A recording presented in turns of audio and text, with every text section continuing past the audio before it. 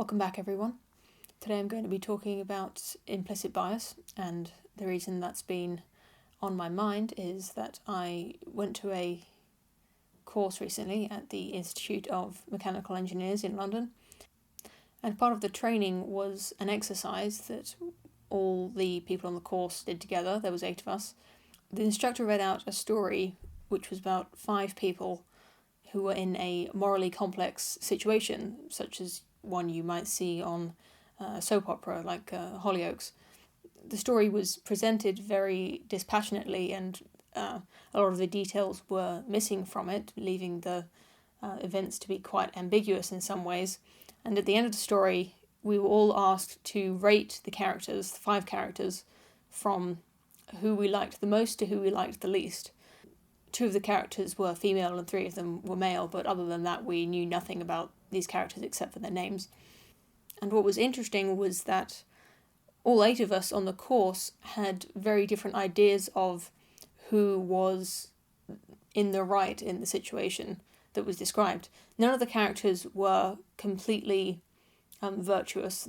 None of the characters could be said to be blameless in the situation. So we were forced to make a preferential decision between who we liked most and who we liked least, but none of us could decide, none of us agreed on who was the best and who was the worst. And some of the characters that some of us said were the worst were also said to be the best by others. There was very little correlation between any of our answers, and that interested me a lot because the assumptions that we'd all made about the story were all different, which had led us to make these judgment decisions about the characters.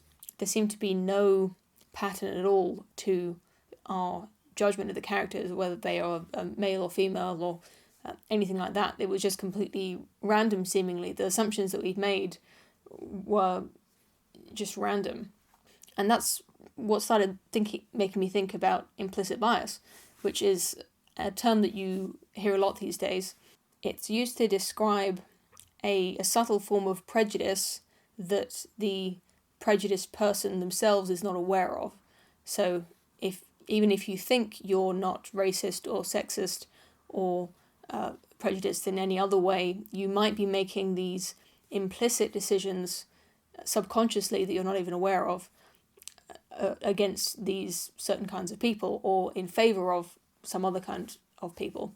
It's often used to explain the apparently racist behaviour of police forces or the apparently sexist hiring behaviour of businesses against women or against men, depending on the job, although of course it's the prejudice against women that's usually publicised.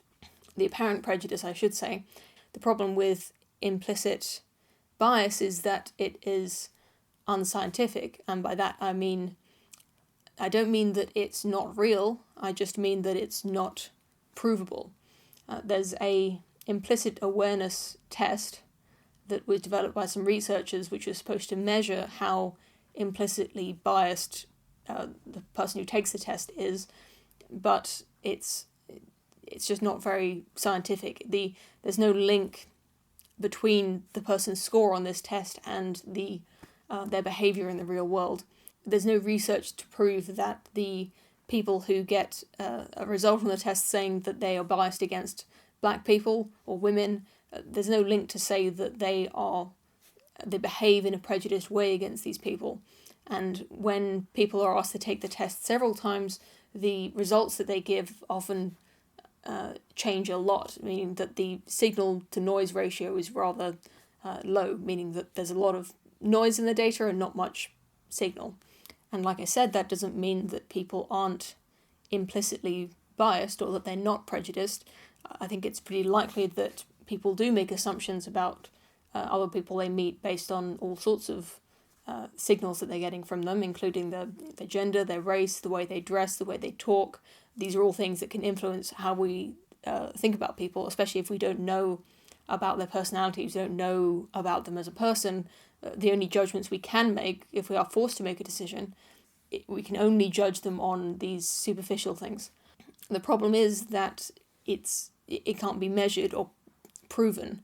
meaning that if you try to account for it in using affirmative action, for example, you're not going to be able to account for it exactly. You can't offset this effect because you don't know what the size of the effect is, and it's likely that the size of the effect is different from person to person. So some people, of course, are more biased than others. I did see an interesting study showing that in America, black police officers are just as likely as white police officers to shoot unarmed black people, which is, of course, a big news story at the moment about Black Lives Matter protesting against what they are calling racist behaviour of the police. But this study was showing that the black police officers were just as racist as the white police officers, whatever that means. In a way, I think it's a good thing that this implicit bias is being brought up in social discussions so much, because it kind of indicates that the explicit prejudice that we perhaps saw in the past against women and against ethnic minorities, it's become such a low-scale problem that we're trying to find these other causes, these other problems that these groups are facing that are much more subtle. I think the fact that people are worried about this implicit bias is an indicator that the explicit prejudice that we used to see much more of is much less of a problem than it used to be, meaning that the number of overt, explicit racists and misogynists and other kinds of prejudice there's so few of these overtly prejudiced people that we now have to look for this much more subtle implicit prejudice in everyone. It reminds me of a part of Richard Dawkins' book, the God Delusion, where he talks about the God of the gaps. It's an expression he uses to describe how God is used as a way of filling in the gaps in our knowledge, of our scientific knowledge of the universe. If there's something that is unexplained, we can say that it was God that did that. I think the progression of science meant that the gaps that God was filling in got smaller and smaller. And in the same way, I think you could call this the prejudice of the gaps, I suppose, because the problem of racism and prejudice in general is getting smaller and smaller. You have to come up with these new explanations for the differences of outcome that we see between certain groups. We need to come up with new explanations to explain why groups are being presented differently in society, why they're behaving differently, why they're being perhaps treated differently. But on the other hand, I think that if this idea of implicit bias starts to get taken more seriously, and this test starts to be highly regarded rather than viewed with skepticism as it should be, that could lead to some bad policies, such as affirmative action that I've talked about in the past being harmful to the very groups that it's supposed to help. You might remember the story a few months ago of the two black men who were asked to leave Starbucks because they weren't purchasing anything and were eventually escorted from the premises by police officers. The entire Starbucks workforce was sent on sensitivity training, which was heavily based on this idea of implicit bias. And implicit bias was what the actions of the manager who asked the black gentleman to leave and who called the police, their actions were deemed to be dictated by implicit bias. They couldn't prove that this person was explicitly racist, and that was what caused them to do it. So they had to say that their bias was racist, and that was why they had asked the black people to leave and call the police.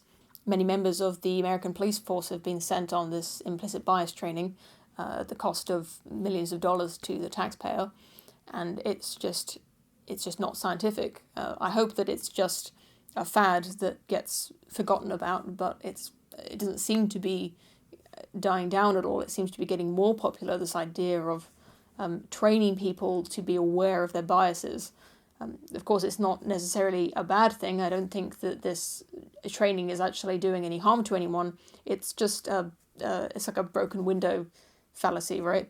That money that was spent on the police force training to be less implicitly racist could have been spent on improving their equipment or hiring new employees, more police officers, improving the justice system, rather than being spent on this non-proven treatment for an unproven problem. In conclusion, I think the implicit bias theory is probably correct, that the idea that we have these heuristics that we use that we're not aware of ourselves, that we judge people on, especially when we just met them. And I think that definitely, and I think that's a problem for the people who are being judged unfairly. But I'm just not in favour of these interventions that are just not proven yet. If there was some more solid science behind it, and if there was some better proven techniques for treating this bias, then I could perhaps get behind that.